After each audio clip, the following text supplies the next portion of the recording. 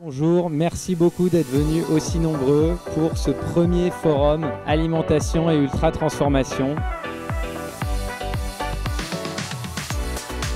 Quand les scientifiques tirent la sonnette d'alarme, vous voyez systématiquement apparaître deux postures. La première, c'est qu'il est urgent d'agir. Vous devinez donc la seconde, il est urgent d'attendre. Il y a un véritable enjeu d'agir sur les causes et pas uniquement sur les conséquences.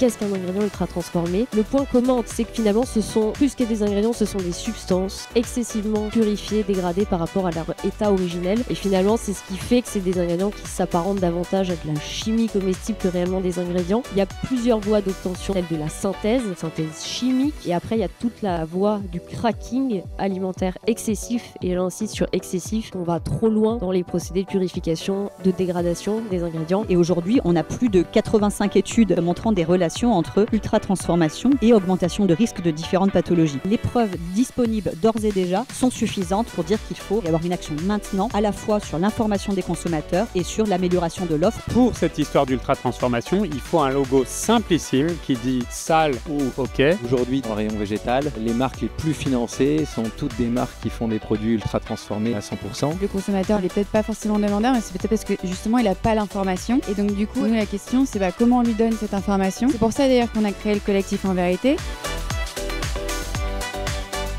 Qu'est-ce qui bloque pour réduire les produits ultra transformés dans le monde agroalimentaire? Dans les freins, au-delà de la faisabilité industrielle, du prix, etc., il y a un élément aussi qui revient, c'est le manque de transparence et du coup le manque de pédagogie. On travaille aussi beaucoup sur la formulation de ces produits pour l'acceptabilité des consommateurs. Et il y a maintenant beaucoup de travaux de la science participative. On met autour de la table tous les acteurs. En 2020, on a fait voter le fait de ne plus avoir aucun cocktail de marqueurs d'ultra transformation. Depuis fin 2024, on a supprimé tous les arômes. On a décidé donc de faire une marque 100% naturelle, c'est-à-dire sans ingrédients ultra transformés, grâce aux fruits du jacquier. On peut trouver une équation économique qui fonctionne avec des produits naturels. Le plus nombreux on sera justement, le plus de voix on aura.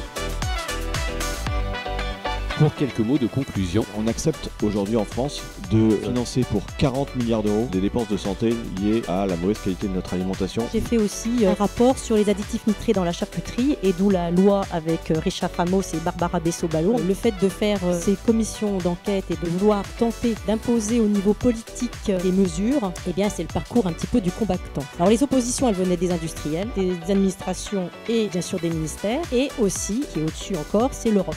Au lieu d'aller voir le monde politique, il leur dit ne faites pas ça, on veut pas ça. Nous au contraire on a dit mais allez-y, il y aura des acteurs qui veulent soutenir votre démarche, modifier les lois, donner plus de transparence. Merci à vous, merci à tous.